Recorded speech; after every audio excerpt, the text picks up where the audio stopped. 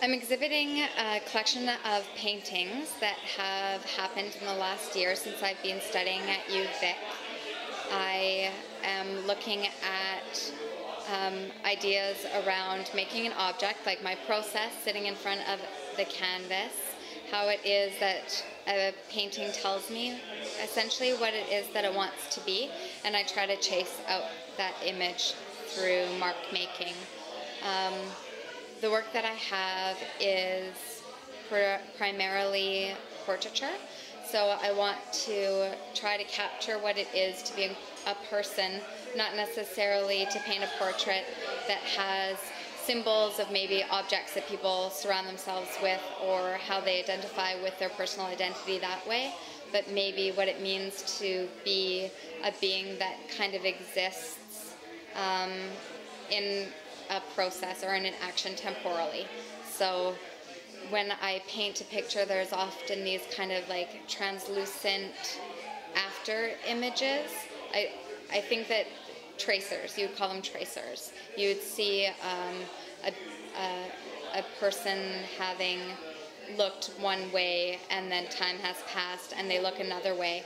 But because a painting is stagnant and I can't actually put movement into it, I try to do that just with colors and mood and things like that.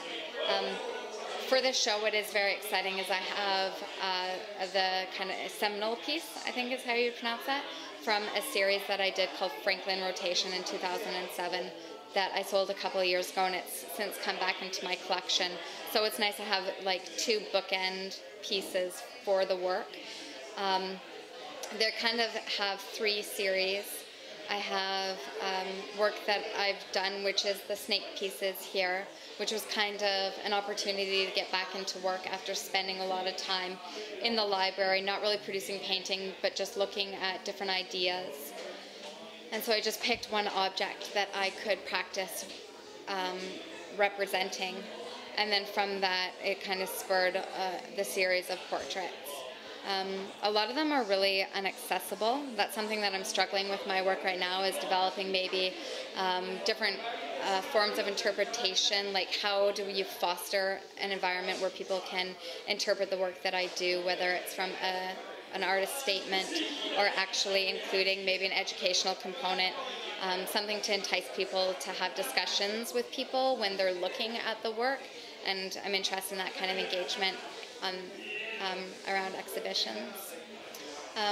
The whole intent of coming to Victoria was to inform my studio practice.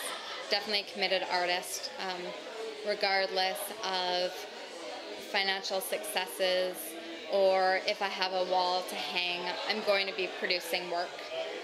It's a drive and an ambition, and sometimes it occurs like without inspiration. I'll just sit down and make some work, which is good.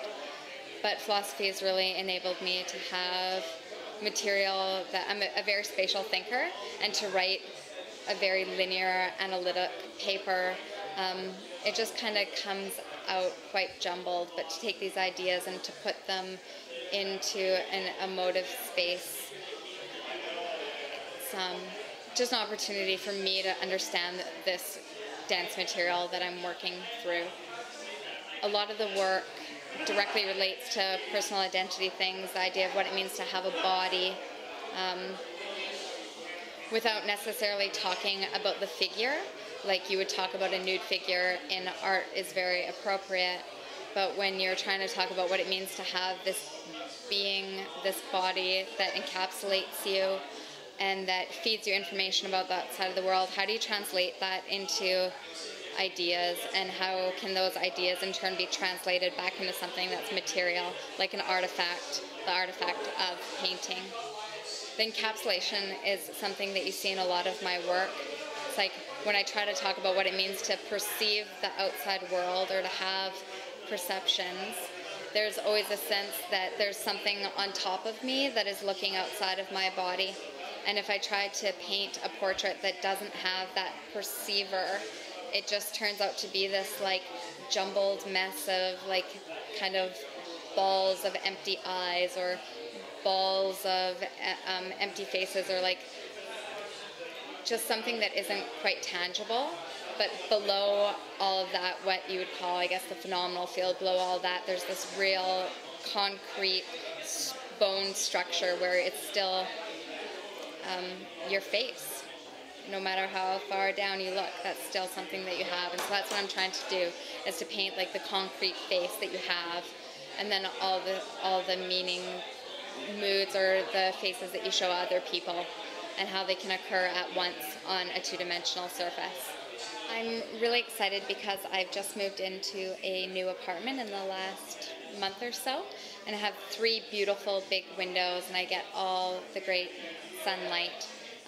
Before that, a number of years ago, when I lived in Osoyoos in the Okanagan, I had a wonderful support network and a giant studio that I was able to work freely whenever I like.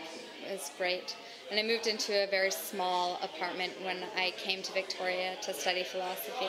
And it was really hard not to have an opportunity to even have my easel set up.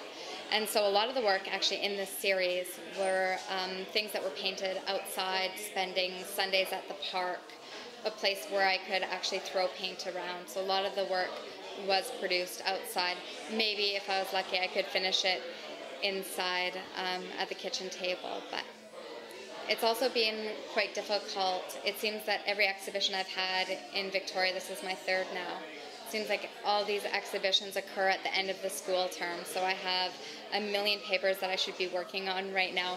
Instead, I'm hosting a party. But to me, in some ways, this is work that needs to be done without credit. It's an opportunity for me to examine the ideas that I'm studying at school.